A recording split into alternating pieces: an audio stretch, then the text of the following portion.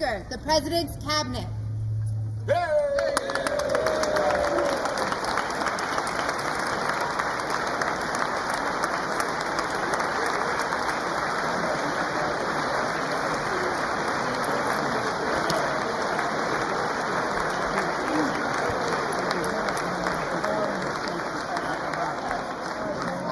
That's true. I should have done better. I should have done way better. There you go.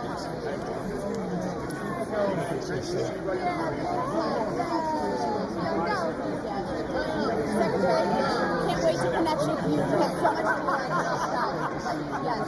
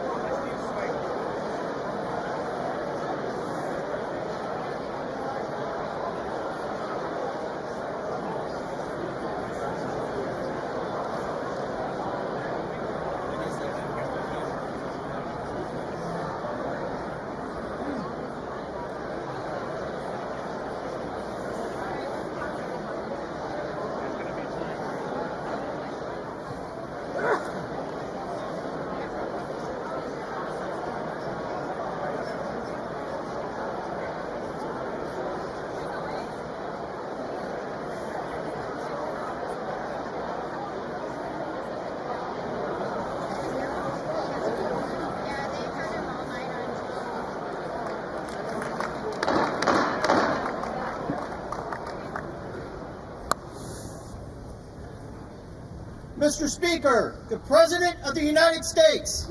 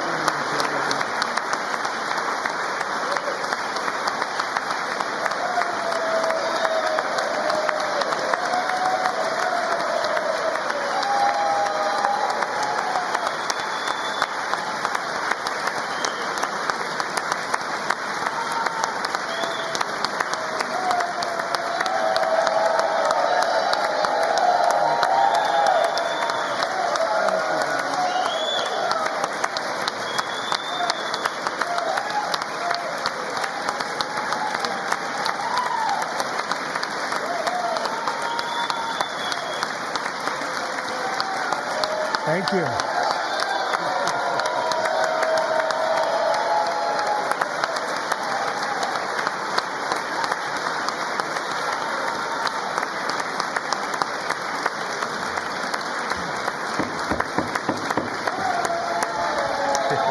Thank you very much. Thank you very much. It's a great honor. Thank you very much. Speaker Johnson, Vice President Vance, the First Lady of the United States,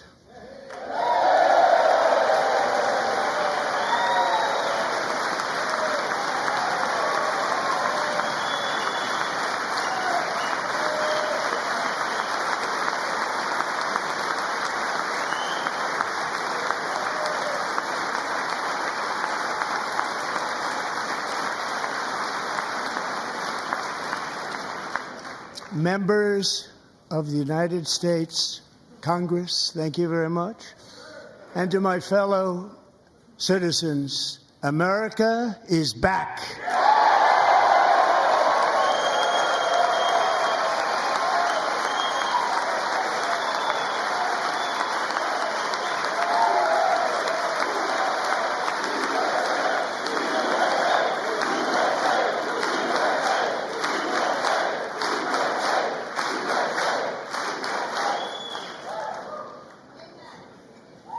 6 weeks ago, I stood beneath the dome of this Capitol and proclaimed the dawn of the golden age of America. From that moment on, it has been nothing but swift and unrelenting action to usher in the greatest and most successful era in the history of our country. We have accomplished more in 43 days than most administrations accomplished in 4 years or 8 years, and we are just getting started.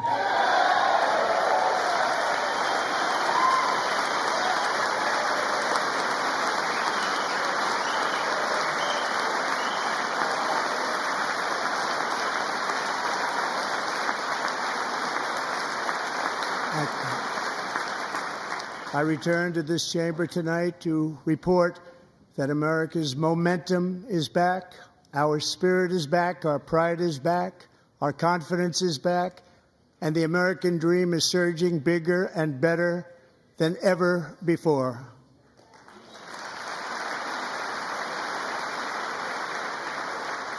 The American dream is unstoppable, and our country is on the verge of a comeback, the likes of which the world has never witnessed and perhaps will never witness again.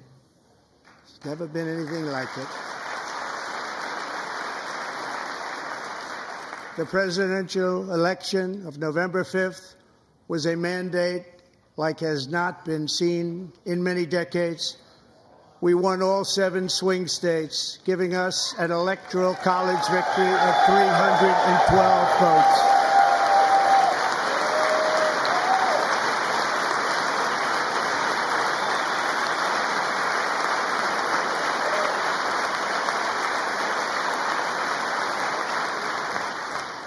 We won the popular vote by big numbers and won counties in our country.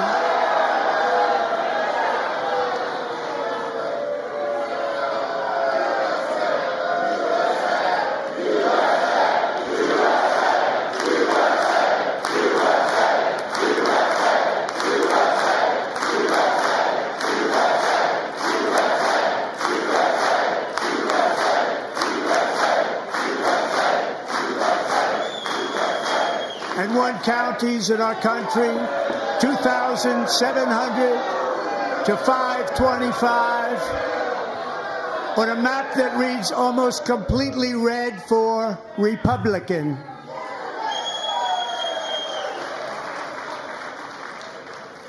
Now, for the first time in modern history, more Americans believe that our country is headed in the right direction than the wrong direction. In fact, it's an astonishing record, 27-point swing, the most ever.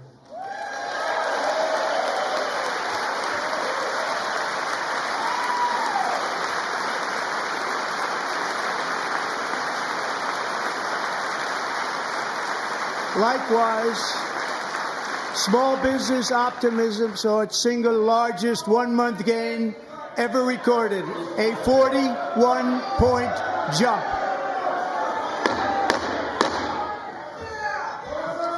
Members are directed to uphold and maintain decorum in the House and to cease any further disruptions. That's your warning.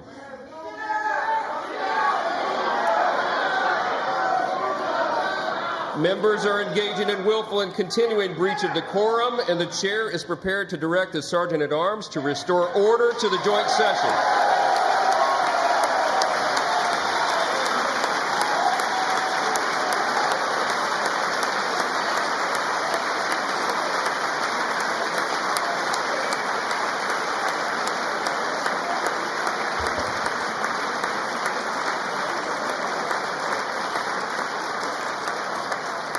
Mr. Green, take your seat. Take your seat, sir. Take your seat. Finding that members continue to engage in willful and concerted disruption of proper decorum, the chair now directs the Sergeant-at-Arms to restore order. Remove this gentleman from the chamber.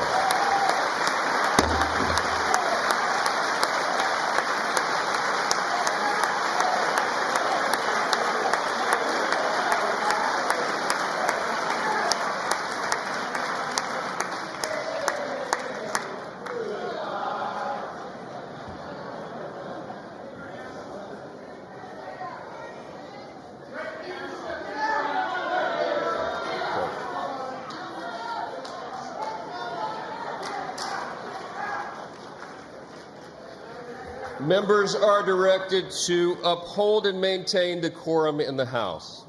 Mr. President, you continue. Thank you. Over the past 6 weeks, I have signed nearly 100 executive orders and taken more than 400 executive actions, a record to restore common sense, safety, optimism, and wealth all across our wonderful land. The people elected me to do the job, and I'm doing it.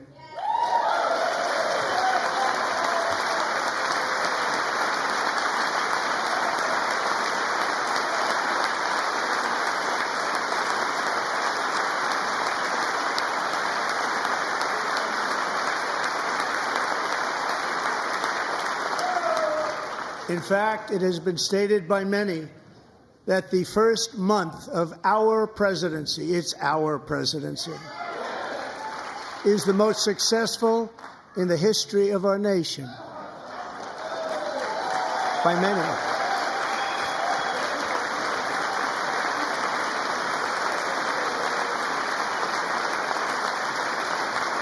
And what makes it even more impressive is that, do you know who number 2 is?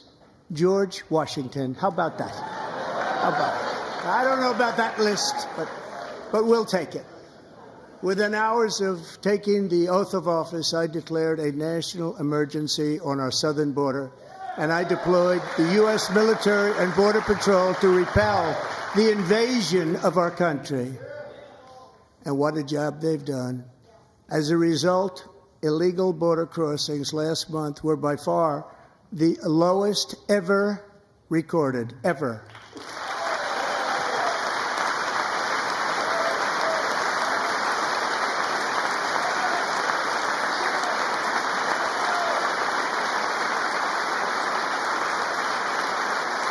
They heard my words and they chose not to come. Much easier that way. In comparison, under Joe Biden, the worst president in American history, there were hundreds of thousands of illegal crossings a month, and virtually all of them, including murderers, drug dealers, gang members, and people from mental institutions and insane asylums, were released into our country. Who would want to do that? This is my 5th such speech to Congress. And once again, I look at the Democrats in front of me, and I realize there is absolutely nothing I can say to make them happy or to make them stand or smile or applaud. Nothing I can do. I could find a cure to the most devastating disease, a disease that would wipe out entire nations, or announce the answers to the greatest economy in history or the stoppage of crime to the lowest levels ever recorded. And these people sitting right here will not clap, will not stand, and certainly will not cheer for these astronomical achievements. They won't do it, no matter what. Five times I've been up here. It's very sad, and it just shouldn't be this way.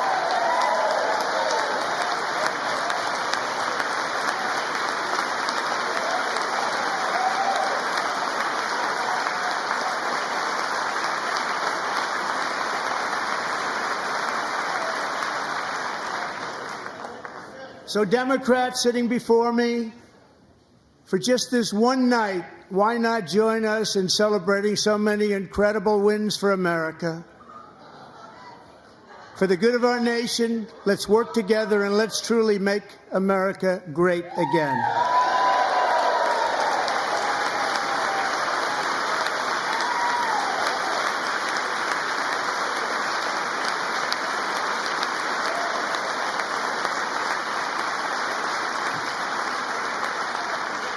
Every day, my administration is fighting to deliver the change America needs to bring a future that America deserves, and we're doing it. This is a time for big dreams and bold action. Upon taking office, I imposed an immediate freeze on all federal hiring, a freeze on all new federal regulations, and a freeze on all foreign aid.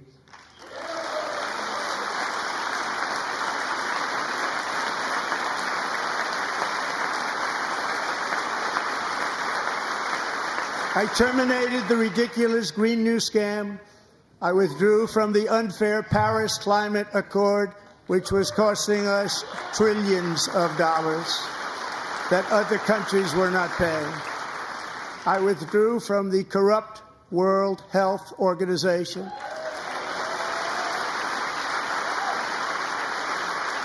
And I also withdrew from the anti-American UN Human Rights Council.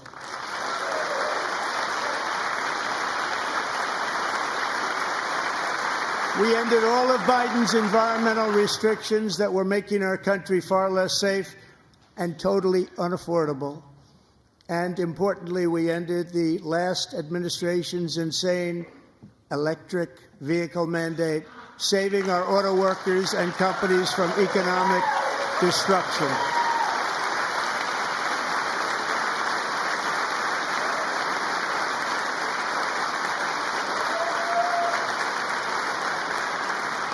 To unshackle our economy, I have directed that for every one new regulation, 10 old regulations must be eliminated, just like I did in my very successful first term.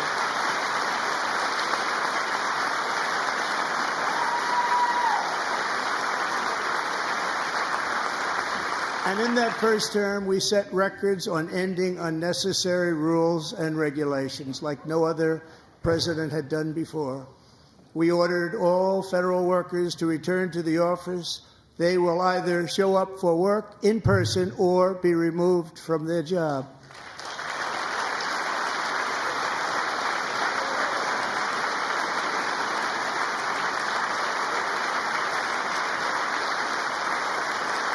And we have ended weaponized government where, as an example, a sitting president is allowed to viciously prosecute his political opponent, like me. How did that work out? Not too good. Not too good.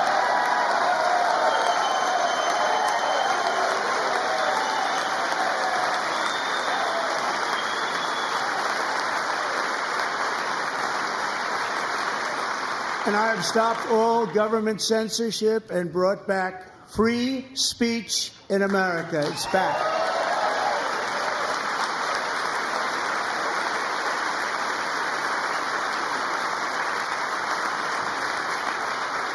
And 2 days ago, I signed an order making English the official language of the United States of America.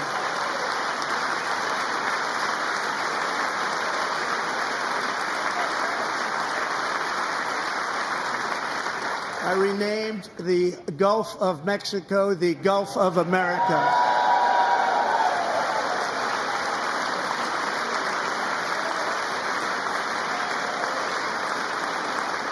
And likewise, I renamed, for a great president, William McKinley, Mount McKinley again. Beautiful Alaska. We love Alaska.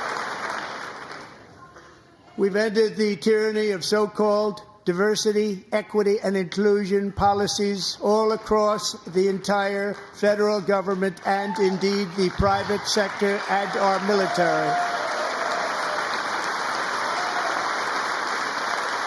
And our country will be woke no longer.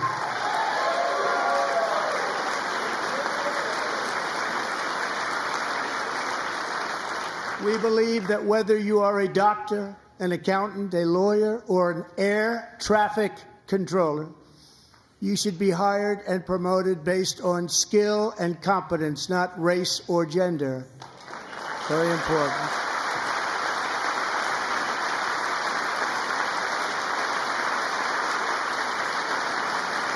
You should be hired based on merit. And the Supreme Court, in a brave and very powerful decision, has allowed us to do so. Thank you. Thank you very much. Thank you. We have removed the poison of critical race theory from our public schools, and I signed an order making it the official policy of the United States government that there are only two genders, male and female.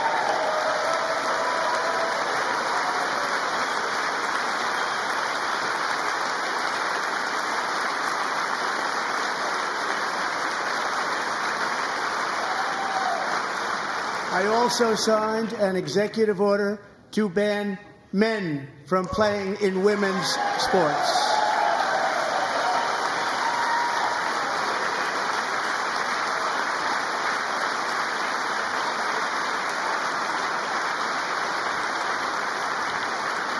Three years ago, Peyton McNabb was an all-star high school athlete, one of the best, preparing for a future in college sports. But when her girls' volleyball match was invaded by a male, he smashed the ball so hard in Peyton's face, causing traumatic brain injury, partially paralyzing her right side, and ending her athletic career. It was a shot like she's never seen before. She's never seen anything like it. Peyton is here tonight in the gallery, and Peyton, from now on, schools will kick the men off the girls' team, or they will lose all federal funding.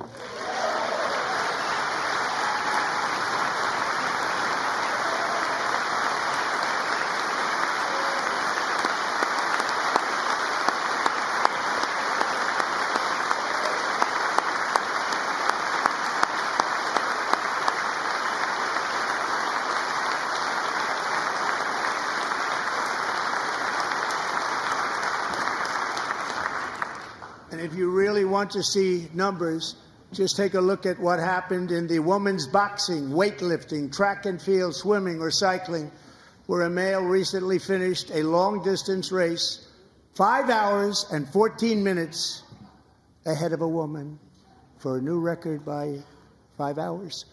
Broke the record by 5 hours. It's demeaning for women, and it's very bad for our country. We're not going to put up with it any longer.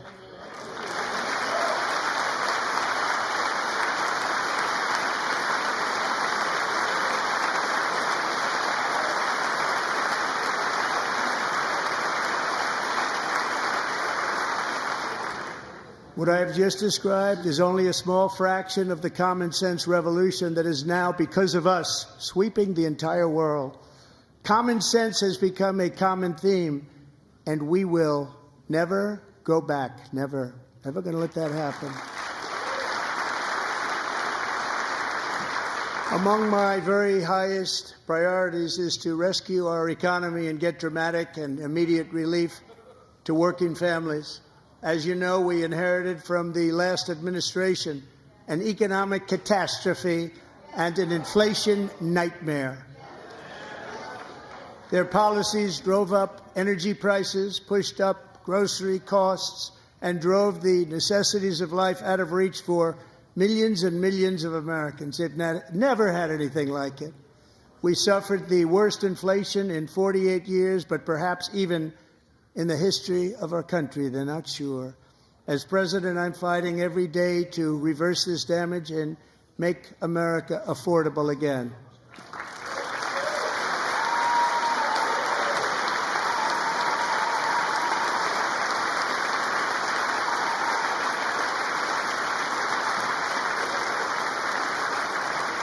Joe Biden especially let the price of eggs get out of control. The egg price is out of control, and we're working hard to get it back down. Secretary, do a good job on that. You inherited a total mess from the previous administration. Do a good job.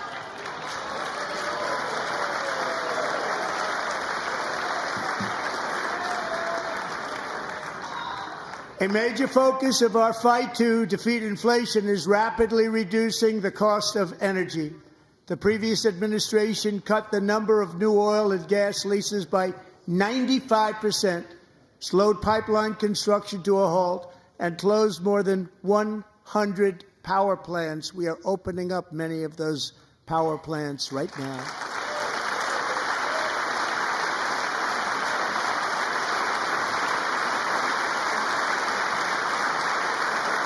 And frankly, we have never seen anything like it.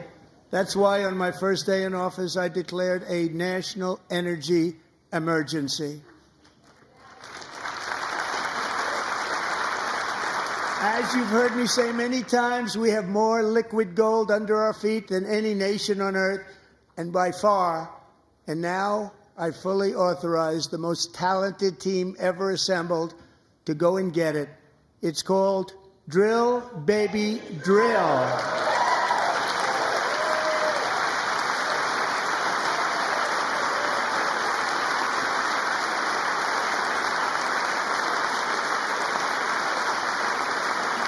My administration is also working on a gigantic natural gas pipeline in Alaska, among the largest in the world, where Japan, South Korea, and other nations want to be our partner with investments of trillions of dollars each. There's never been anything like that one.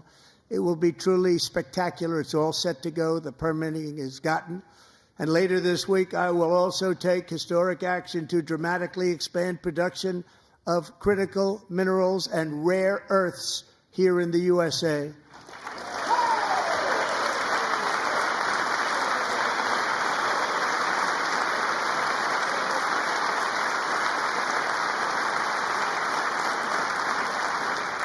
To further combat inflation, we will not only be reducing the cost of energy, but will be ending the flagrant waste of taxpayer dollars.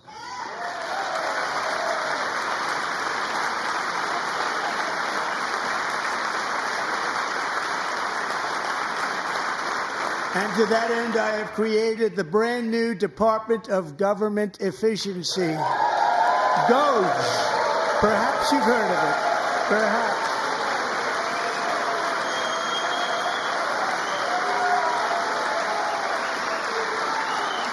Which is headed by Elon Musk, who is in the gallery tonight.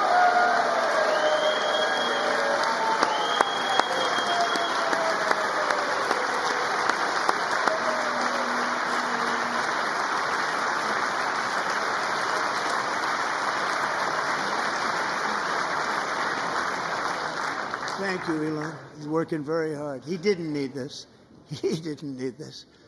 Thank you very much. We appreciate it. Everybody here, even this side, appreciates it, I believe. They just don't want to admit that. Just listen to some of the appalling waste we have already identified. $22 billion from HHS to provide free housing and cars for illegal aliens. $45 million for diversity, equity, and inclusion scholarships in Burma. $40 million to improve the social and economic inclusion of sedentary migrants. Nobody knows what that is. $8 million to promote LGBTQI+ in the African nation of Lesotho, which nobody has ever heard of. $60 million for indigenous peoples and Afro-Colombian empowerment in Central America. $60 million. $8 million for making mice transgender. This is real. $32 million for a left-wing propaganda operation in Moldova. $10 million for male circumcision in Mozambique. $20 million for the Arab Sesame Street in the Middle East. It's a program. $20 million for a program. $1.9 billion to recently created Decarbonization of Homes Committee, headed up, and we know she's involved. Just at the last moment, the money was passed over by a woman named Stacey Abrams. Have you ever heard of her? A $3.5 million consulting contract for lavish fish monitoring. $1.5 million for voter confidence in Liberia. $14 million for social cohesion in Mali. $59 million for illegal alien hotel rooms in New York City. He's a real estate developer. He's done very well. $250,000 to increase vegan local climate action innovation in Zambia. $42 million for social and behavior change in Uganda. $14 million for improving public procurement in Serbia. $47 million for improving learning outcomes in Asia. Asia's doing very well with learning. I don't know what we're doing. We should use it ourselves. And $101 million for DEI contracts at the Department of Education. The most ever paid, nothing even like it. Under the Trump administration, all of these scams, and they're far worse, but I didn't think it was appropriate to talk about them. They're so bad. Many more have been found out and exposed and swiftly terminated by a group of very intelligent, mostly young people, headed up by Elon, and we appreciate it. We found hundreds of billions of dollars of fraud.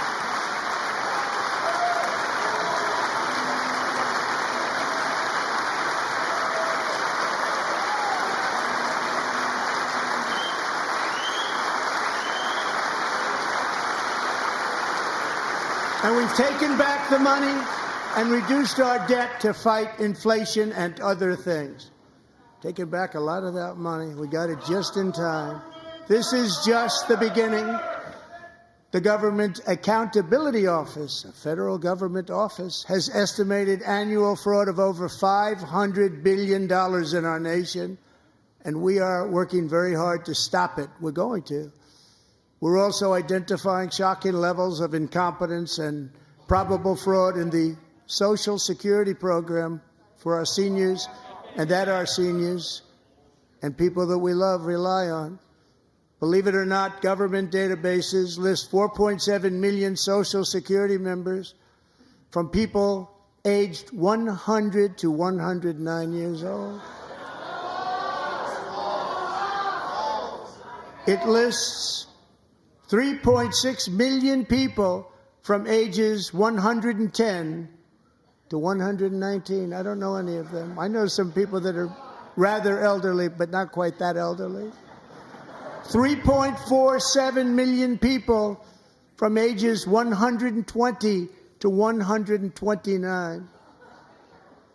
3.9 million people from ages 130 to 139. 3.5 million people from ages 140 to 149. And money is being paid to many of them, and we're searching right now. In fact, Pam, good luck. Good luck. You're going to find it. But a lot of money is paid out to people because it just keeps getting paid, and nobody does. And it really hurts Social Security and hurts our country. 1.3 million people from ages 150 to 159, and over 130,000 people, according to the Social Security databases, are age over 160 years old. We have a healthier country than I thought, Bobby.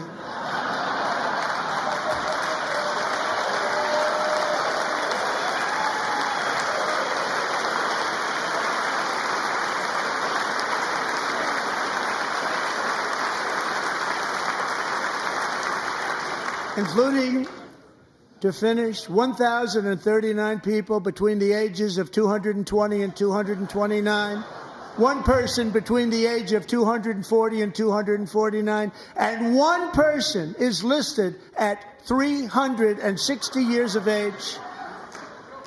More than 100 years older than our country. But we're going to find out where that money's going, and it's not going to be pretty. By slashing all of the fraud, waste, and theft we can find, we will defeat inflation, bring down mortgage rates, lower car payments and grocery prices, protect our seniors, and put more money in the pockets of American families.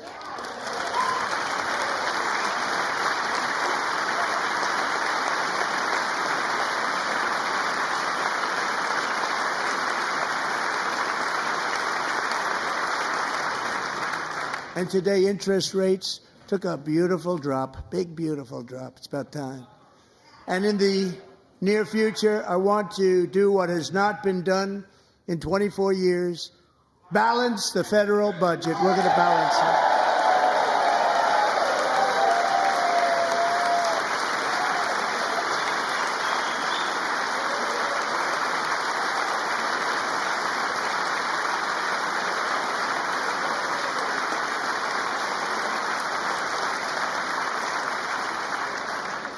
With that goal in mind, we have developed in great detail what we are calling the Gold Card, which goes on sale very, very soon.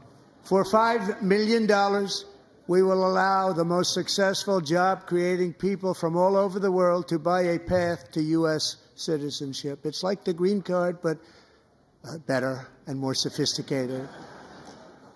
And these people will have to pay tax in our country. They won't have to pay tax from where they came. The money that they've made, you wouldn't want to do that, but they have to pay tax, create jobs. They'll also be taking people out of colleges and paying for them so that we can keep them in our country instead of having them being forced out. Number one, at the top school, as an example, being forced out and not being allowed to stay and create tremendous numbers of jobs and great success for a company out there. So while we take out the criminals, killers, traffickers, and child predators who are allowed to enter our country under the open border policy of these people, the Democrats, the Biden administration, the open border insane policies that you've allowed to destroy our country, we will now bring in brilliant, hardworking, job-creating people. They're going to pay a lot of money, and we're going to reduce our debt with that money.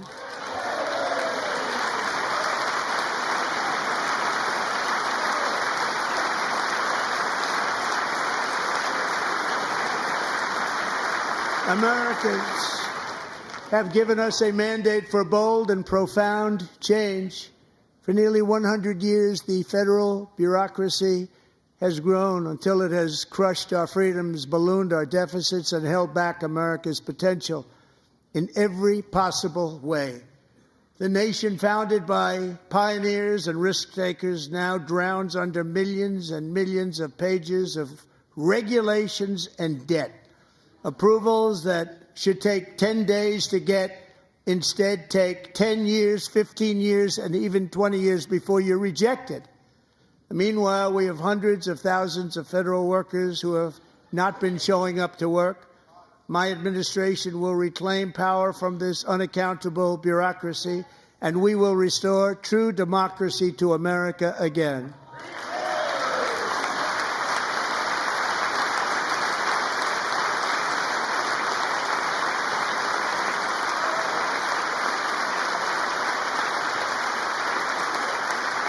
any federal bureaucrat who resists this change will be removed from office immediately. Because we are draining the swamp. It's very simple. And the days of rule by unelected bureaucrats are over.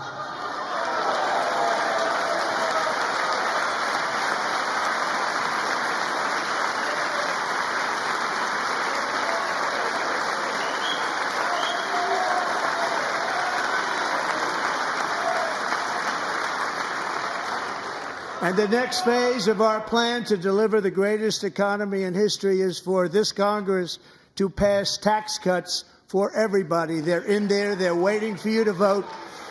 And I'm sure that the people on my right, I don't mean the Republican right, but my right here, I'm sure you're going to vote for those tax cuts, because otherwise I don't believe the people will ever vote you into office. So I'm doing you a big favor by telling you that. But I know this group is going to be voting for the tax.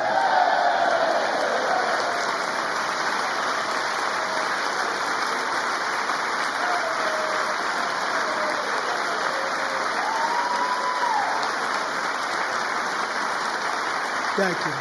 It's a very, very big part of our plan. We had tremendous success in our first term with it. A very big part of our plan. We're seeking permanent income tax cuts all across the board. And to get urgently needed relief to Americans hit especially hard by inflation, I'm calling for no tax on tips, no tax on overtime, and no tax on Social Security benefits for our great seniors.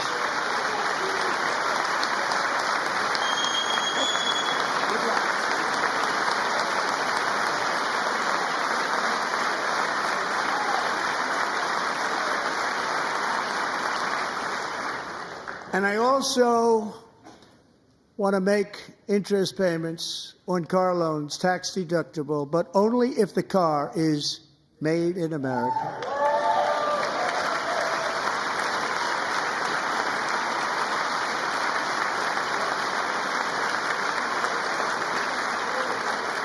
And by the way, we're going to have growth in the auto industry like nobody's ever seen. Plants are opening up all over the place. Deals are being made.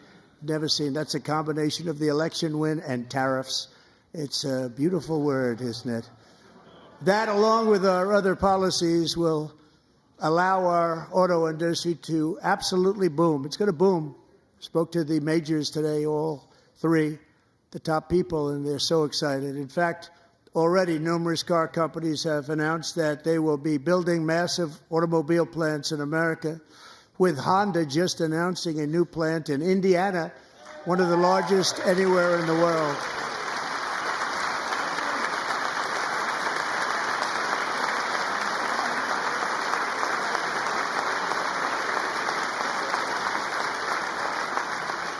And this has taken place since our great victory on November 5th, a date which will hopefully go down as one of the most important in the history of our country.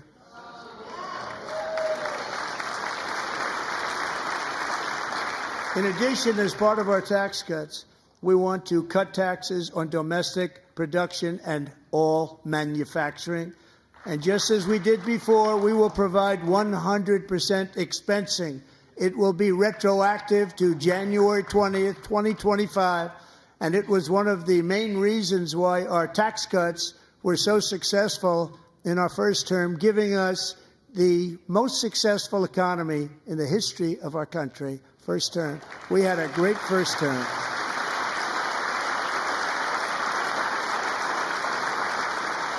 If you don't make your product in America, however, under the Trump administration, you will pay a tariff, and in some cases, a rather large one. Other countries have used tariffs against us for decades, and now it's our turn to start using them against those other countries. On average, the European Union, China, Brazil, India, Mexico, and Canada, have you heard of them? And countless other nations charge us tremendously higher tariffs than we charge them. It's very unfair. India charges us auto tariffs higher than 100%. China's average tariff on our products is twice what we charge them. And South Korea's average tariff is 4 times higher. Think of that, 4 times higher. And we give so much help militarily and in so many other ways to South Korea. But that's what happens. This is happening by friend and foe. This system is not fair to the United States and never was. And so on April 2nd, I wanted to make it April 1st, but I didn't want to be accused of April Fool's Day. That's not, just one day cost us a lot of money. But we're going to do it in April. I'm a very superstitious person.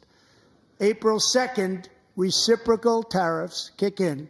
And whatever they tariff us, other countries, we will tariff them. That's reciprocal, back and forth. Whatever they tax us, we will tax them. If they do non-monetary tariffs to keep us out of their market, then we will do non-monetary barriers to keep them out of our market. There's a lot of that, too. They don't even allow us in their market. We will take in trillions and trillions of dollars and create jobs like we have never seen before. I did it with China, and I did it with others, and the Biden administration couldn't do anything about it because there was so much money they couldn't do anything about it. We have been ripped off for decades by nearly every country on earth, and we will not let that happen any longer.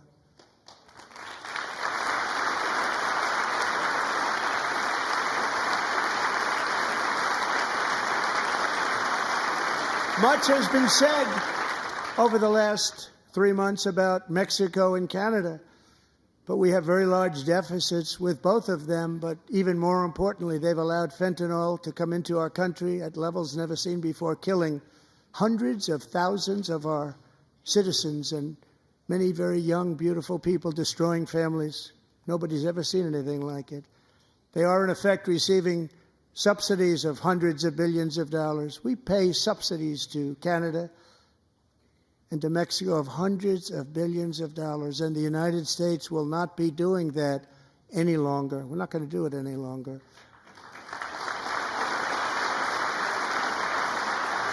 Thanks to our America First policies we're putting into place, we have had $1.7 trillion of new investment in America in just the past few weeks. The combination of the election and our economic policies that people of SoftBank, one of the most brilliant anywhere in the world, announced a $200 billion investment. OpenAI and Oracle, Larry Ellison, announced $500 billion investment, which they wouldn't have done if Kamala had won. Apple announced $500 billion investment. Tim Cook called me. He said, I cannot spend it fast enough. It's going to be much higher than that, I believe. They'll be building their plants here instead of in China. And just yesterday, Taiwan Semiconductor, the biggest in the world, most powerful in the world, has a tremendous amount, 97% of the market, announced a $165 billion investment to build the most powerful chips on earth right here in the USA.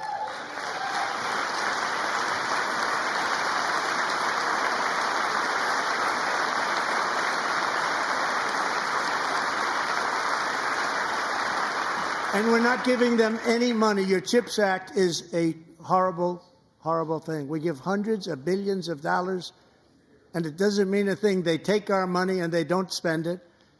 All that meant to them, we're giving them no money.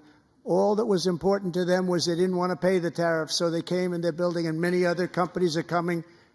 We don't have to give them money. We just want to protect our businesses and our people. And they will come because they won't have to pay tariffs if they build in America. So it's very amazing. You should get rid of the CHIP Act, and whatever's left over, Mr. Speaker, you should use it to reduce debt or any other reason you want to.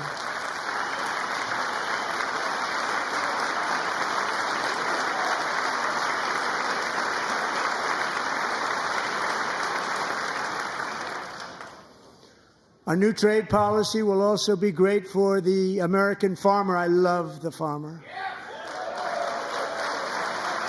who will now be selling into our home market, the USA, because nobody is going to be able to compete with you. because there's goods that come in from other countries and companies. They're really in a bad position in so many different ways. They're uninspected. They may be very dirty and disgusting, and they come in and they pour in, and they hurt our American farmers. The tariffs will go on agricultural product coming into America, and our farmers, starting on April 2nd, it may be a little bit of an adjustment period. We had that before when I made the deal with China, $50 billion of purchases, and I said, just bear with me, and they did. They did. Probably have to bear with me again, and this will be even better. That was great.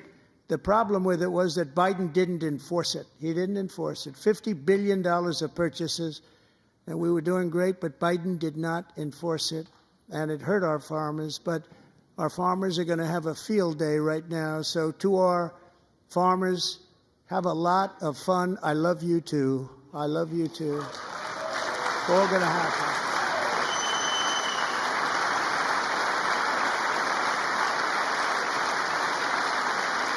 And I have also imposed a 25% tariff on foreign aluminum, copper, lumber, and steel, because if we don't have, as an example, steel and lots of other things, we don't have a military, and frankly, we just won't have a country very long. Here today is a proud American steelworker, fantastic person from Decatur, Alabama, Jeff Denard. Has been working at the same steel plant for 27 years in a job that has allowed him to serve as the captain of his local volunteer fire department, raise 7 children with his beautiful wife, Nicole, and over the years provide a loving home for more than 40 foster children. So great, Jeff.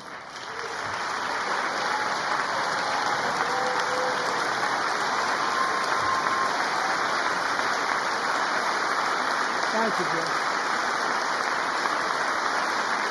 Thank you, Jeff.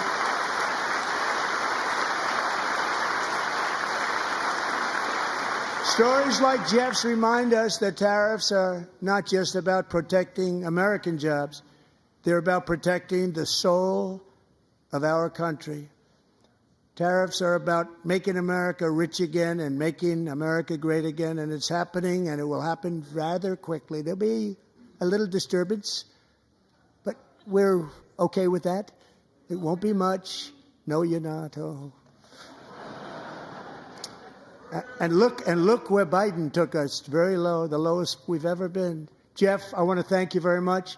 And I also want to recognize another person who has devoted herself to foster care community. She works so hard on it. A very loving person, our magnificent First Lady of the United States.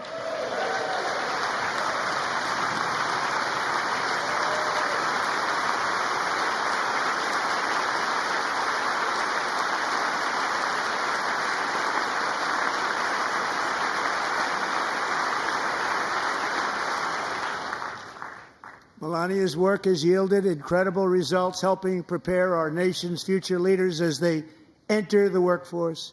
Our First Lady is joined by 2 impressive young women, very impressive. Haley Ferguson, who benefited from the First Lady's Fostering the Future initiative and is poised to complete her education and become a teacher. And Elliston Berry, who became a victim of an illicit deepfake image produced by a peer. With Elliston's help, the Senate just passed the Take It Down Act, and this is so important. Thank you very much, John. John Thune, thank you. Stand up, John. Thank you, John.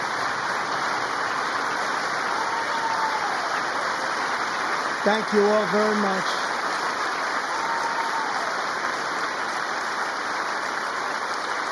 Thank you. And thank you to John Thune and the Senate. Great job. To criminalize the publication of such images online is a terrible, terrible thing. And once it passes the House, I look forward to signing that bill into law. Thank you. And I'm going to use that bill for myself, too, if you don't mind. Because nobody gets treated worse than I do online. Nobody. That's great. Thank you very much to the Senate. Thank you. But if we truly care about protecting Americans' children, no step is more crucial than securing America's borders. Over the past 4 years, 21 million people poured into the United States. Many of them were murderers, human traffickers, gang members, and other criminals from the streets of dangerous cities all throughout the world. Because of Joe Biden's insane and very dangerous open border policies, they are now strongly embedded in our country, but we are getting them out and getting them out fast.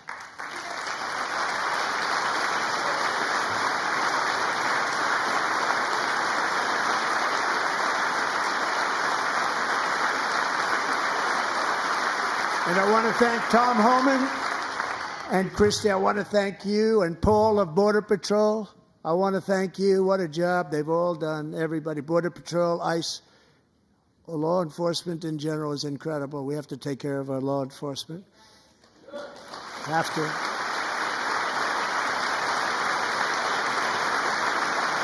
Last year,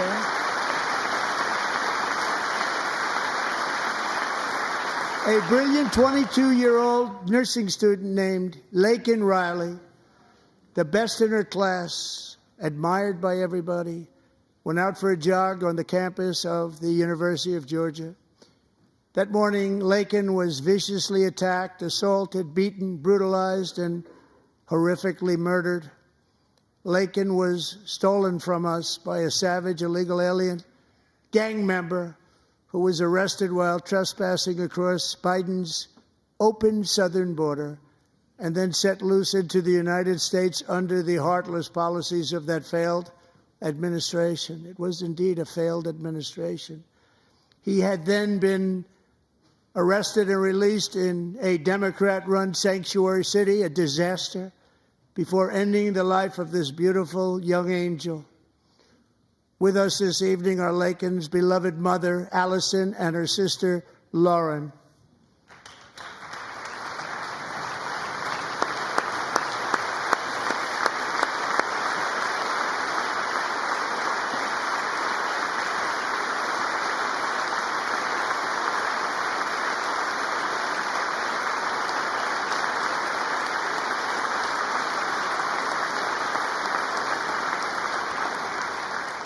Last year, I told Laken's grieving parents that we would ensure their daughter would not have died in vain. That's why the very first bill I signed into law as your 47th president mandates the detention of all dangerous criminal aliens who threaten public safety. It's a very strong, powerful act.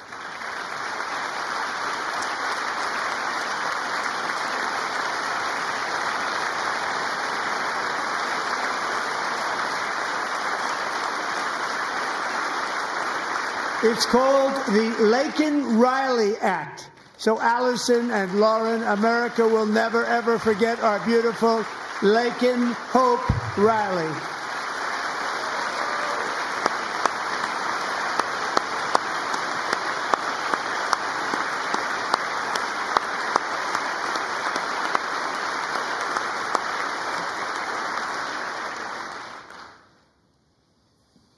Thank you very much. Since taking office, my administration has launched the most sweeping border and immigration crackdown in American history, and we quickly achieved the lowest numbers of illegal border crossers ever recorded. Thank you.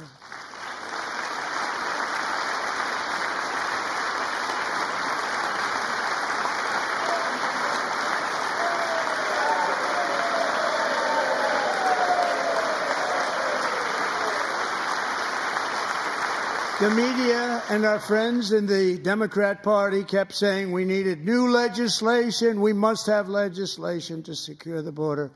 But it turned out that all we really needed was a new president.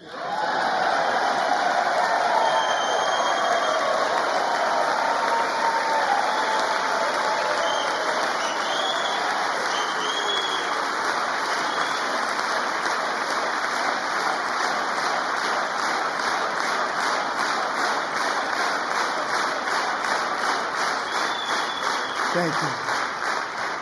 Joe Biden didn't just open our borders, he flew illegal aliens over them to overwhelm our schools, hospitals, and communities throughout the country. Entire towns like Aurora, Colorado, and Springfield, Ohio, buckled under the weight of the migrant occupation and corruption like nobody's ever seen before. Beautiful towns destroyed. Now, just as I promised in my inaugural address, we are achieving the great liberation of America.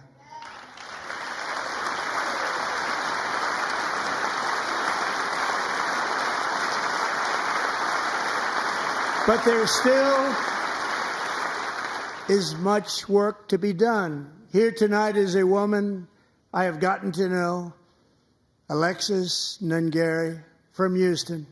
Wonderful woman. Last June, Alexis's 12-year-old daughter, her precious Jocelyn, walked to a nearby convenience store. She was kidnapped, tied up, assaulted for 2 hours under a bridge, and horrifically murdered. Arrested and charged with this heinous crime are 2 illegal alien monsters from Venezuela, released into America by the last administration through their ridiculous open border. The death of this beautiful 12-year-old girl and the agony of her mother and family touched our entire nation greatly. Alexis, I promised that we would always remember your daughter, your magnificent daughter, and earlier tonight, I signed an order keeping my word to you. One thing I have learned about Jocelyn is that she loved animals so much. She loved nature. Across Galveston Bay, from where Jocelyn lived in Houston, you will find a magnificent national wildlife refuge, a pristine, peaceful, 34,000-acre sanctuary for all of God's creatures on the edge of the Gulf of America. Alexis, moments ago, I formally renamed that refuge in loving memory of your beautiful daughter, Jocelyn. So, Mr. Vice President, if you would, may I have the order?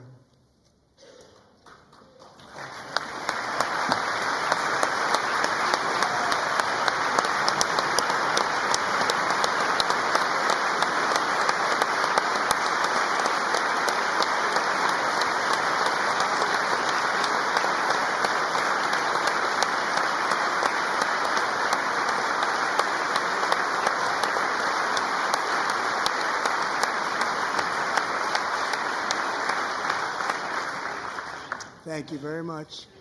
All 3 savages charged with Jocelyn and Lakin's murders were members of the Venezuelan prison gang, the toughest gang, they say, in the world, known as Tren de Aragua. 2 weeks ago, I officially designated this gang, along with MS-13 and the bloodthirsty Mexican drug cartels, as foreign terrorist organizations.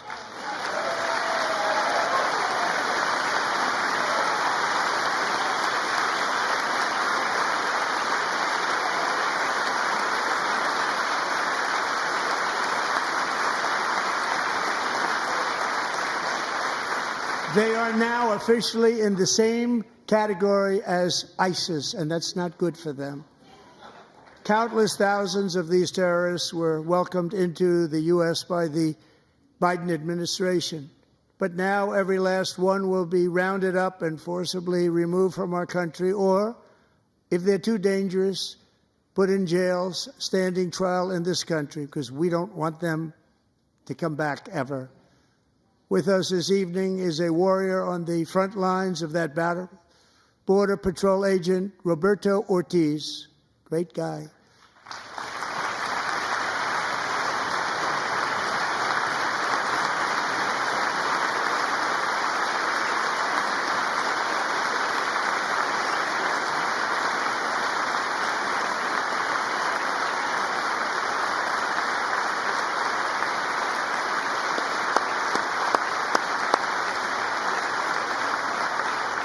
In January, Roberto and another agent were patrolling by the Rio Grande near an area known as Cartel Island. Doesn't sound too nice to me. When heavily armed gunmen started shooting at them. Roberto saw that his partner was totally exposed, at great danger, and he leapt into action, returning fire and providing crucial seconds for his fellow agent to seek safety, just barely. I have some of the prints of that event, and it was not good. Agent Ortiz, we salute you for your great courage and for your line of fire that you took and for the bravery that you showed. We honor you, and we will always honor you. Thank you, Roberto, very much.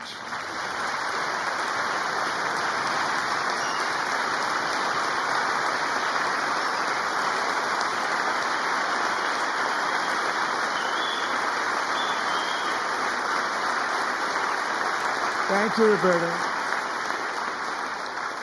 And I actually got to know him on my many calls to the border. He's a great gentleman.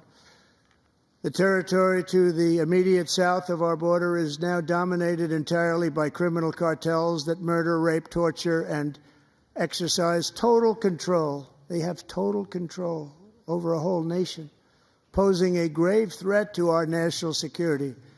The cartels are waging war in America, and it's time for America to wage war on the cartels, which we are doing.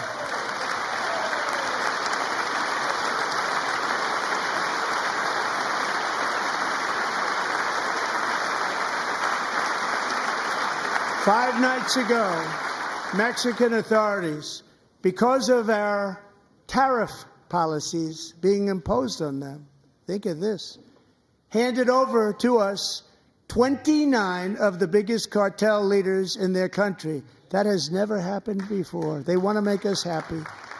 First time ever. But we need Mexico and Canada to do much more than they've done, and they have to stop the fentanyl and drugs pouring into the USA. They're going to stop it.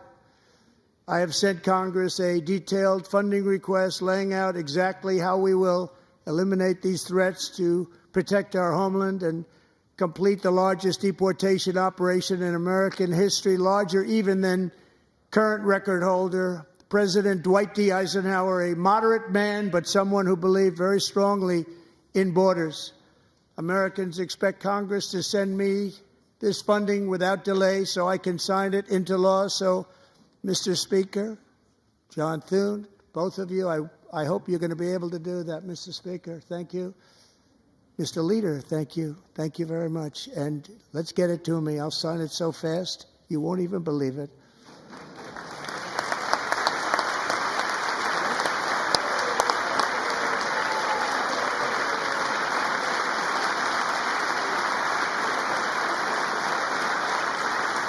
And as we reclaim our sovereignty, we must also bring back law and order to our cities and towns.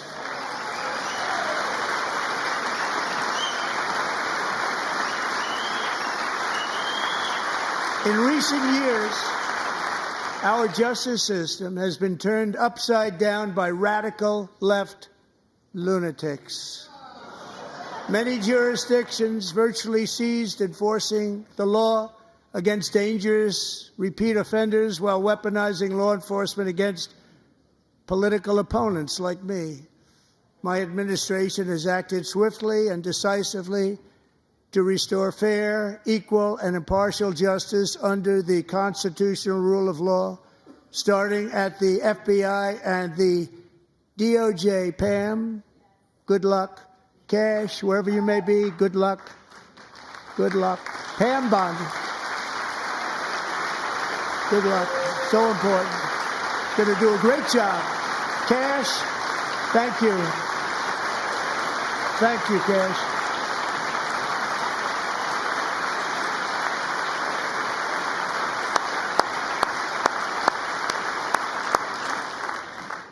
They've already started very strong. They're going to do a fantastic job. You're going to be very proud of them.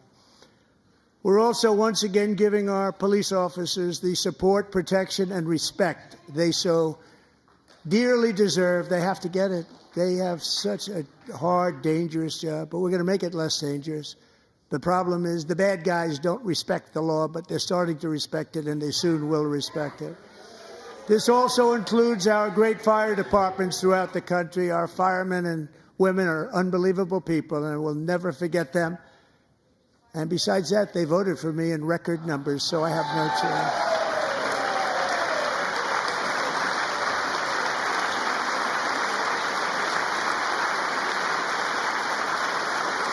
One year ago this month, 31-year-old New York police officer Jonathan Diller, unbelievably wonderful person and a great officer, was gunned down at a traffic stop on Long Island. I went to his funeral. The vicious criminal charged with his murder had 21 prior arrests, and they were rough arrests, too. He was a real bad one.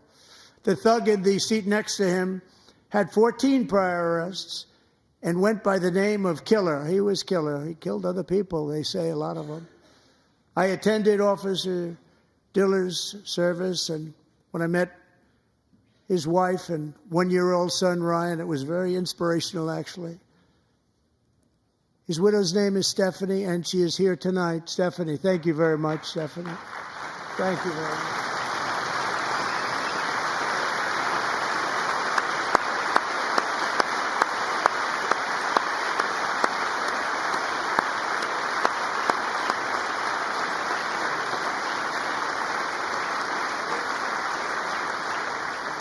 Stephanie, we're going to make sure that Ryan knows his dad was a true hero, New York's finest, and we're going to get these cold-blooded killers and repeat offenders off our streets, and we're going to do it fast.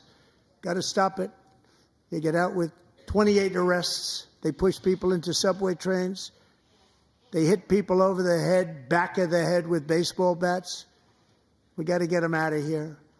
I've already signed an executive order requiring a mandatory death penalty for anyone who murders a police officer, and tonight I'm asking Congress to pass that policy into permanent law.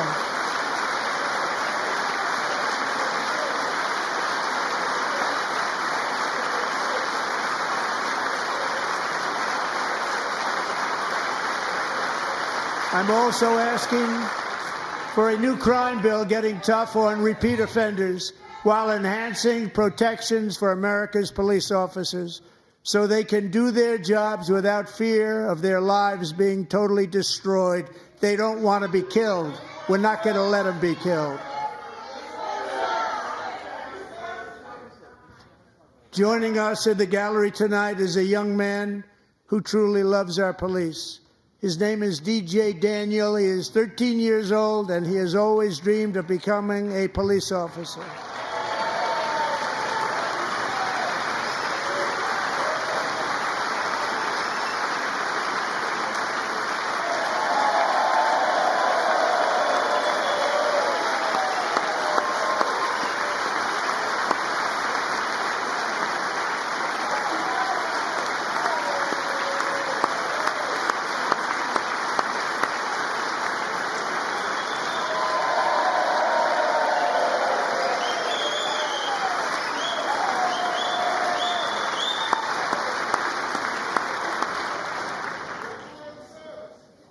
But in 2018, DJ was diagnosed with brain cancer. The doctors gave him 5 months at most to live. That was more than 6 years ago.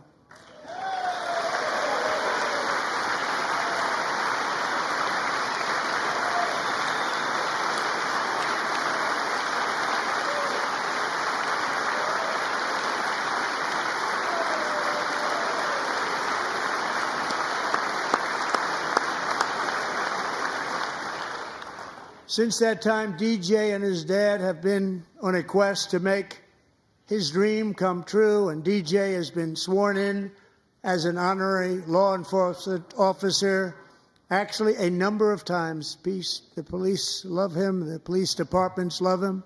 And tonight, DJ, we're going to do you the biggest honor of them all. I am asking our new Secret Service Director, Sean Curran, to officially make you an agent of the United States Secret Service.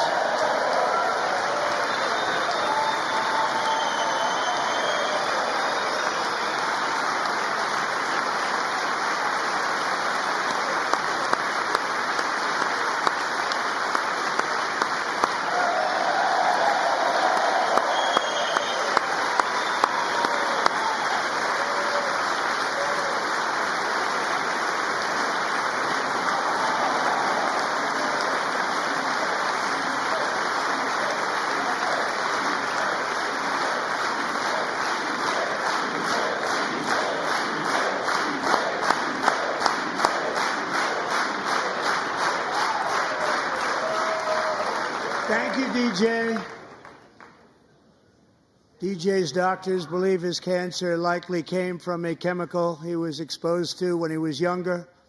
Since 1975, rates of child cancer have increased by more than 40%. Reversing this trend is one of the top priorities for our new presidential commission to make America healthy again, chaired by our new Secretary of Health and Human Services, Robert F. Kennedy, Jr.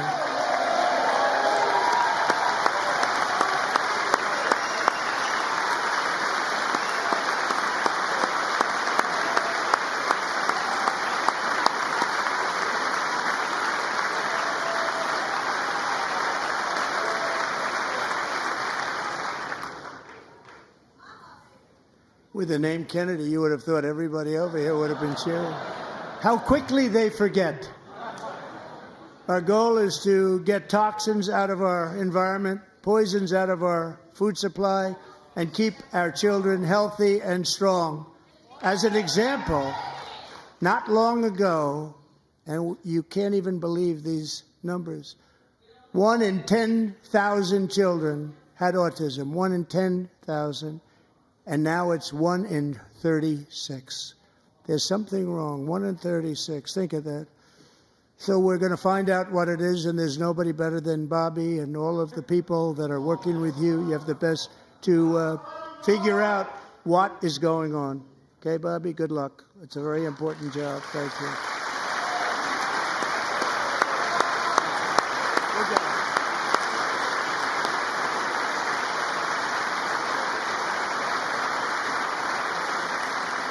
Thank you. My administration is also working to protect our children from toxic ideologies in our schools.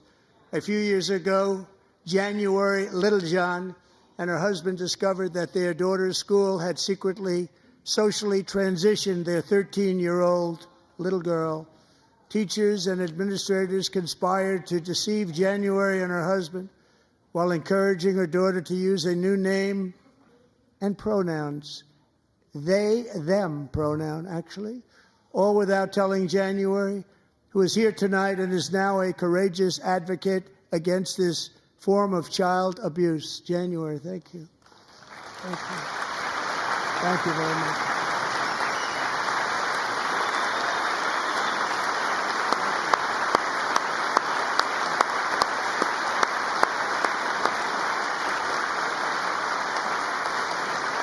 Thank you. Stories like this are why, shortly after taking office, I signed an executive order banning public schools from indoctrinating our children with transgender ideology.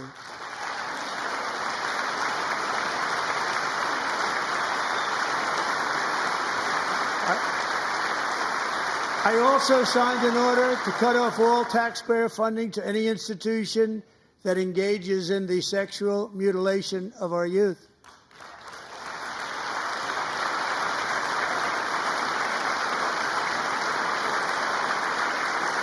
And now I want Congress to pass a bill permanently banning and criminalizing sex changes on children and forever ending the lie that any child is trapped in the wrong body. This is a big lie.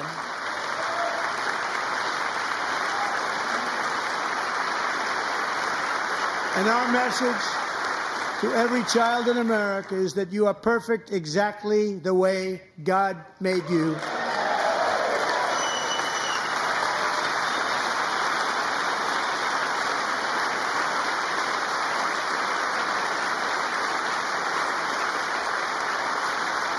Because we're getting wokeness out of our schools and out of our military, and it's already out, and it's out of our society. We don't want it. Wokeness is trouble. Wokeness is bad. It's gone. It's gone. And we feel so much better for it, don't we? Don't we feel better? Our service members won't be activists and ideologues. They will be fighters and warriors. They will fight for our country. And Pete, congratulations. Secretary of Defense, congratulations.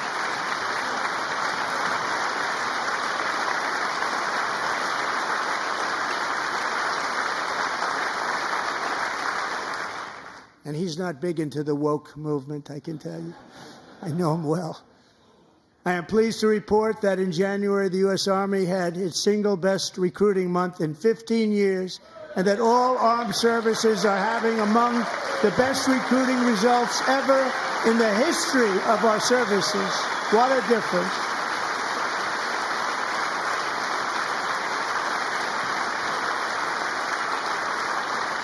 And you know, it was just a few months ago where the results were exactly the opposite. We couldn't recruit anywhere. We couldn't recruit.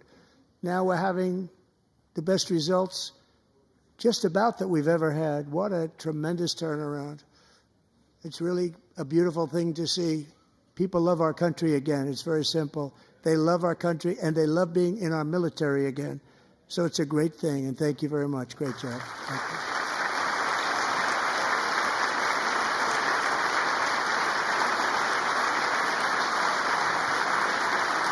We're joined tonight by a young man, Jason Hartley, who knows the weight of that call of duty. Jason's father, grandfather, and great-grandfather all wore the uniform. Jason tragically lost his dad, who was also a Los Angeles County Sheriff's deputy when he was just a boy, and now he wants to carry on the family legacy of service. Jason is a senior in high school, a six-letter varsity athlete, a really good athlete, they say, a brilliant student with a 4.46, that's good, GPA. And his greatest dream is to attend the U.S. Military Academy at West Point.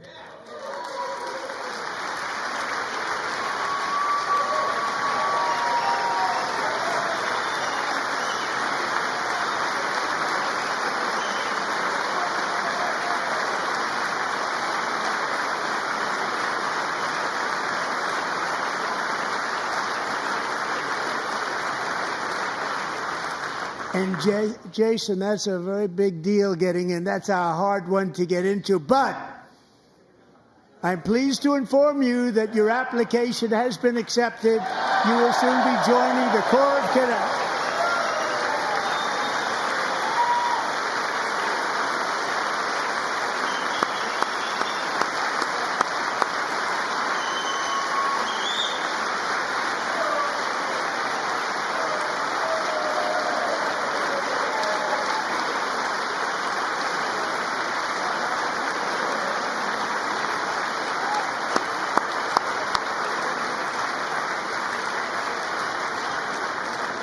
Thank you. Jason, you're going to be on the long gray line, Jason. As Commander-in-Chief, my focus is on building the most powerful military of the future. As a first step, I'm asking Congress to fund a state-of-the-art Golden Dome missile defense shield to protect our homeland, all made in the USA.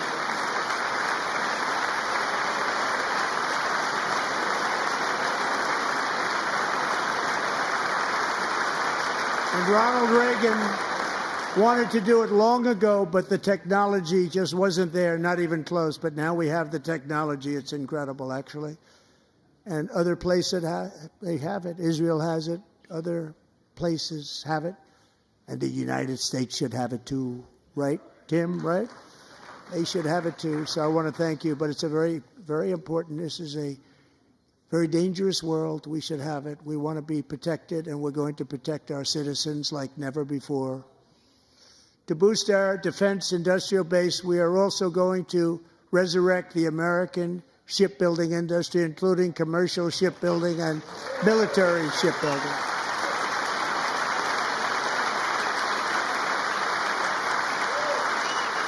And for that purpose, I am announcing tonight that we will create a new Office of Shipbuilding in the White House and offer special tax incentives to bring this industry home to America where it belongs. We used to make so many ships.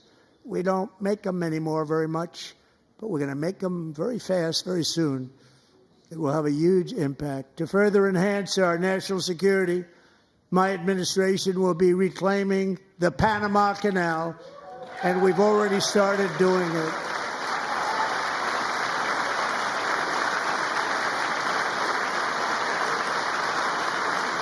Just today, a large American company announced they are buying both ports around the Panama Canal and lots of other things having to do with the Panama Canal and a couple of other canals.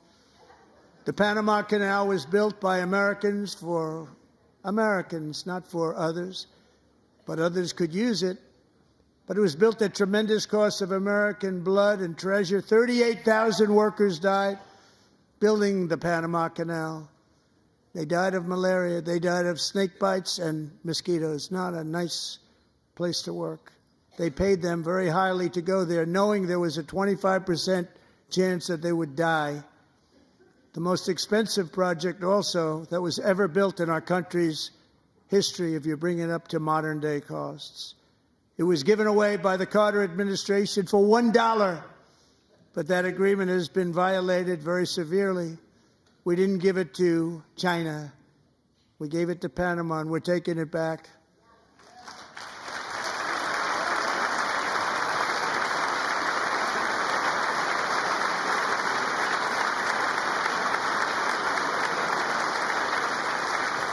And we have Marco Rubio in charge. Good luck, Marco. Now, we know who to blame if anything goes wrong. Marco's been amazing, and he's going to do a great job. Think of it. He got 100 votes. You know, he was approved with actually 99, but the 100th was this gentleman, and I feel very certain. So let's assume he got 100 votes. And I'm either very, very happy about that or I'm very concerned about it. But he's already proven. I mean, he's a great gentleman. He's respected by everybody, and we appreciate you voting for Marco. He's going to do a fantastic job. Thank you. Thank you. He's doing a great job. Great job. And I also have a message tonight for the incredible people of Greenland. We strongly support your right to determine your own future. And if you choose, we welcome you into the United States of America. We need Greenland for national security and even international security, and we're working with everybody involved to try and get it. But we need it really for international world security, and I think we're going to get it. One way or the other, we're going to get it. We will keep you safe. We will make you rich, and together we will take Greenland to heights like you have never thought possible before.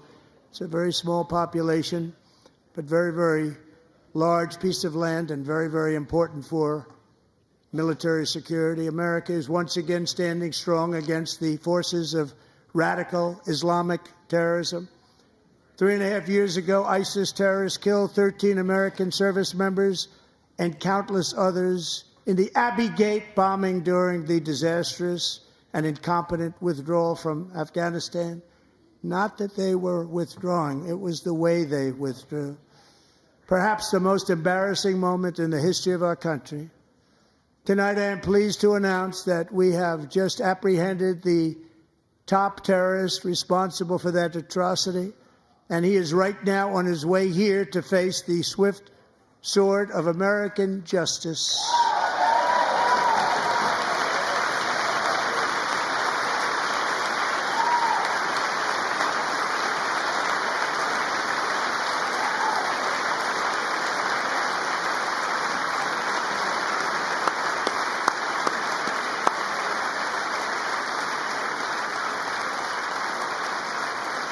And I want to thank especially the government of Pakistan for helping arrest this monster. This was a very momentous day for those 13 families who I actually got to know very well, most of them, whose children were murdered, and the many people that were so badly, over 42 people, so badly injured on that fateful day in Afghanistan. What a horrible day. Such incompetence was shown. That when Putin saw what happened, I guess he said, wow, maybe this is my chance. That's how bad it was. Should have never happened. Grossly incompetent people. I spoke to many of the parents and loved ones, and they're all in our hearts tonight. Just spoke to them on the phone. We had a big call every one of them called, and everybody was on the line, and they did nothing but cry with happiness. They were very happy, as happy as you can be under those circumstances. Their child, brother, sister, son, daughter was killed for no reason whatsoever. In the Middle East, we're bringing back our hostages from Gaza. In my first term, we achieved one of the most groundbreaking peace agreements in generations, the Abraham Accords.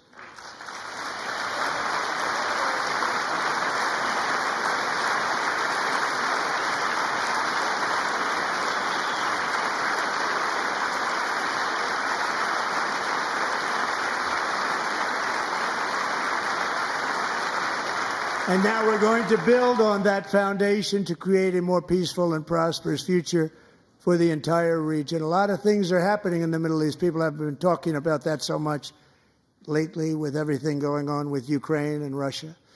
But a lot of things are happening in the Middle East. It's a rough neighborhood, actually.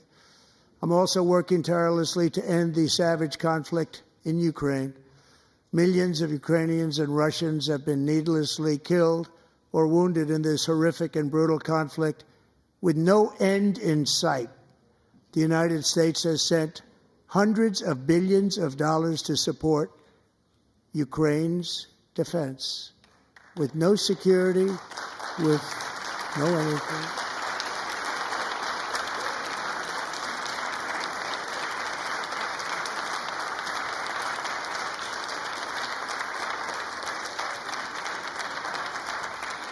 Do you want to keep it going for another 5 years? Yeah, you would say Pocahontas says yes.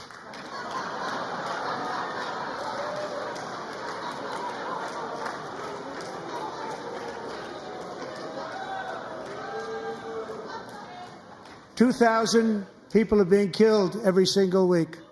More than that.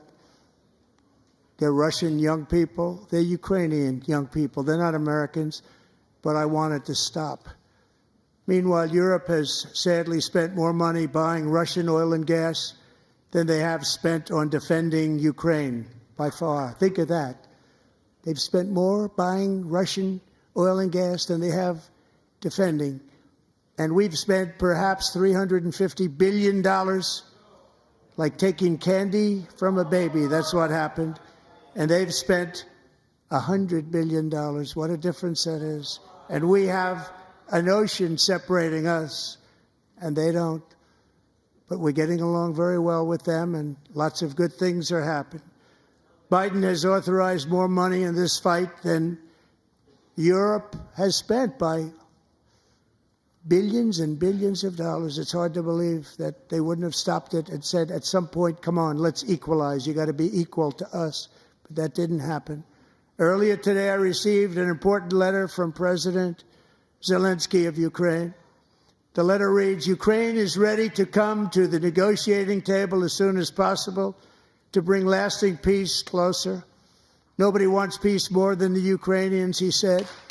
My team and I stand ready to work under President Trump's strong leadership to get a peace that lasts. We do really value how much America has done to help Ukraine maintain its sovereignty and independence. Regarding the agreement on minerals and security, Ukraine is ready to sign it at any time that is convenient for you. I appreciate that he sent this letter, just got it a little while ago. Simultaneously, we've had serious discussions with Russia and have received strong signals that they are ready for peace. Wouldn't that be beautiful? Wouldn't that be beautiful?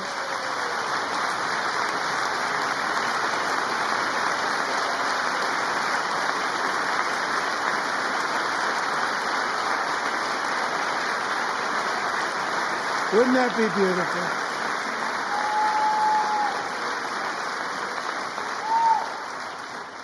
It's time to stop this madness. It's time to halt the killing. It's time to end this senseless war. If you want to end wars, you have to talk to both sides. Nearly 4 years ago, amid rising tensions, a history teacher named Mark Fogle was detained in Russia and sentenced to 14 years in a penal colony. Rough stuff. The previous administration barely lifted a finger to help him. They knew he was innocent, but they had no idea where to begin. But last summer, I promised his 95-year-old mother, Malphine, that we would bring her boy safely back home. After 22 days in office, I did just that, and they are here tonight.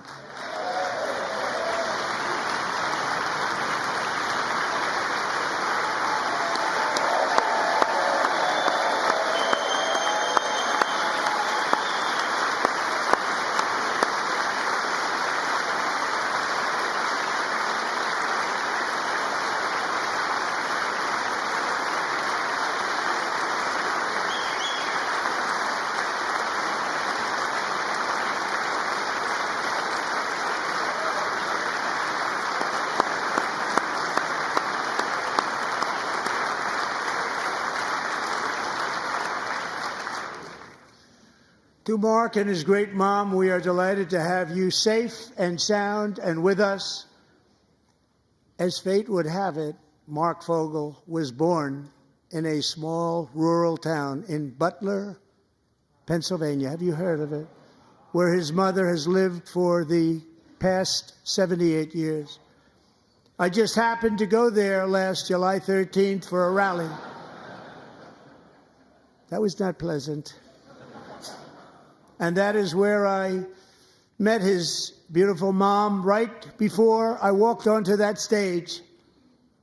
And I told her I would not forget what she said about her son. And I never did I? Never forgot.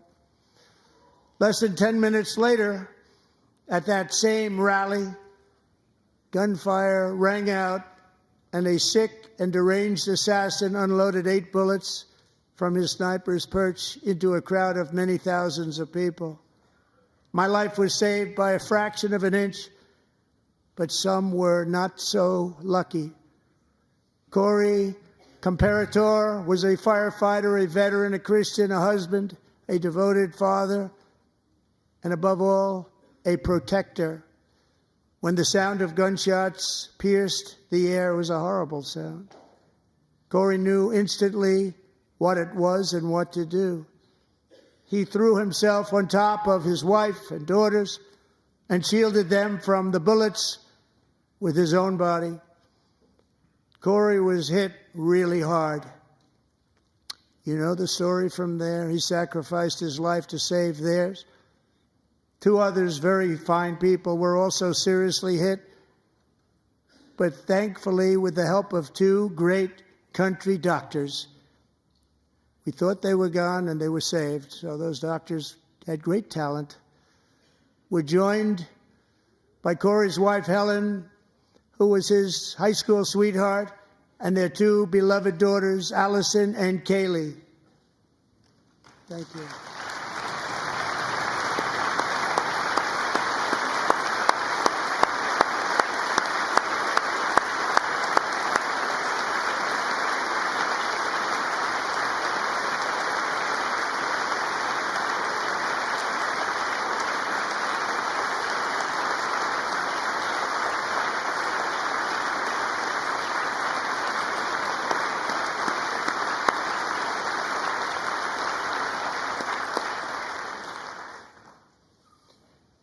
To Helen, Allison, and Kaylee, Corey is looking down on his 3 beautiful ladies right now, and he is cheering you on. He loves you.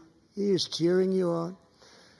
Corey was taken from us much too soon, but his destiny was to leave us all with a shining example of the selfless devotion of a true American patriot.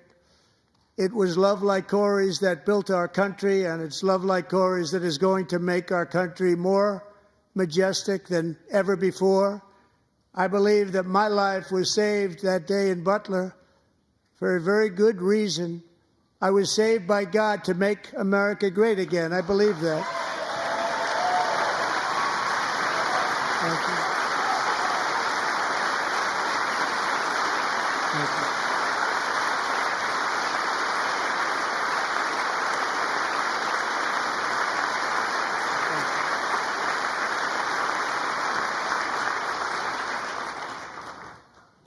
Thank you very much. From the patriots of Lexington and Concord to the heroes of Gettysburg and Normandy, from the warriors who crossed the Delaware to the trailblazers who climbed the Rockies, and from the legends who soared at Kitty Hawk to the astronauts who touched the moon, Americans have always been the people who defied all odds, transcended all dangers, made the most extraordinary sacrifices, and did whatever it took to defend our children, our country, and our freedom. And as we have seen in this chamber tonight, that same strength, faith, love, and spirit is still alive and thriving in the hearts of the American people. Despite the best efforts of those who would try to censor us, silence us, break us, destroy us, Americans are today a proud, free, sovereign, and independent nation that will always be free, and we will fight for it till death. We will never let anything happen to our beloved country, because we are a country of doers, dreamers, fighters, and survivors. Our ancestors crossed a vast ocean, strode into the unknown wilderness, and carved their fortunes from the rock and soil of a perilous and very dangerous frontier. They chased our destiny across a boundless continent. They built the railroads, laid the highways, and graced the world with American marvels like the Empire State Building, the mighty Hoover Dam, and the towering Golden Gate Bridge. They lit the world with electricity, broke free of the force of gravity, fired up the engines of American industry, vanquished the communists, fascists, and Marxists all over the world, and gave us countless modern wonders sculptured out of iron, glass, and steel. We stand on the shoulders of these pioneers who won and built the modern age, these workers who poured their sweat into the skylines of our cities, these warriors who shed their blood on fields of battle and gave everything they had for our rights and for our freedom. Now it is our time to take up the righteous cause of American liberty. And it is our turn to take America's destiny into our own hands and begin the most thrilling days in the history of our country. This will be our greatest era. With God's help, over the next 4 years, we are going to lead this nation even higher, and we are going to forge the freest, most advanced, most dynamic, and most dominant civilization ever to exist on the face of this earth. We are going to create the highest quality of life, build the safest and wealthiest and healthiest and most vital communities anywhere in the world. We are going to conquer the vast frontiers of science, and we are going to lead humanity into space and plant the American flag on the planet Mars and even far beyond.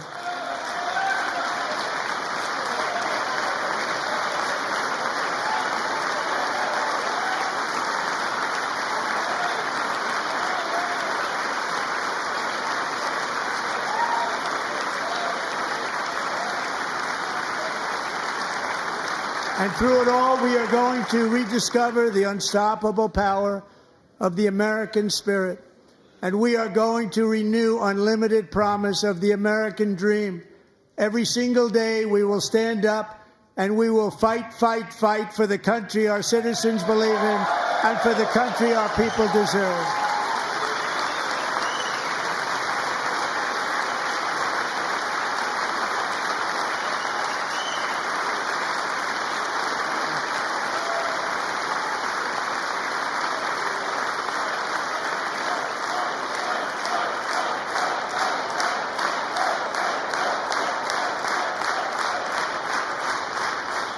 My fellow Americans, get ready for an incredible future, because the golden age of America has only just begun.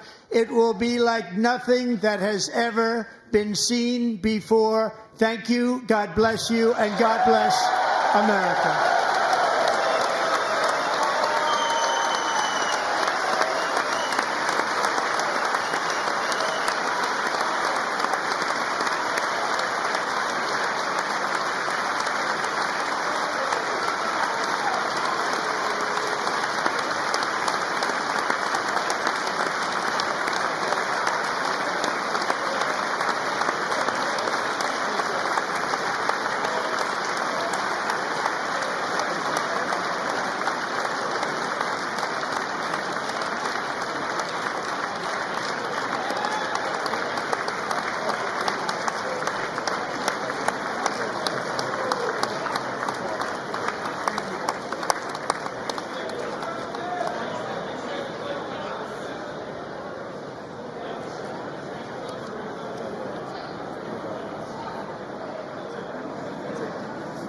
Thank you very much. Great job. Thank you. Great honor. Thank you. Thank you. Get this place going, all right? Thank you. It's a great honor. Thank you. Thank you, Mr. President. Thank you very much. Very much. Thank you very much. Appreciate it. Thank you. I'll see you soon. Teaching young people to world and well, I'm trying to. Great guy. Thank you. That's your favorite. Thank you. Thank you very much. Appreciate it. Thank you again. Thank you again.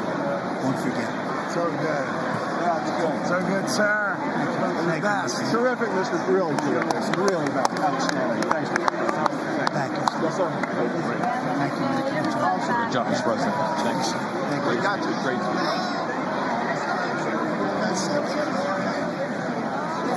One of your best speeches. Thanks again, Mr. President. Thank you, Mr. President. Thanks for the phone call last night. Absolutely. You know that. Thank you for your help. I'll do it. Just give me the I'm not going to get it. Sorry. Thank you, everybody. Great speeches. Great speeches. Thank you. Best speech ever. Yes. Good. Congratulations. Good job.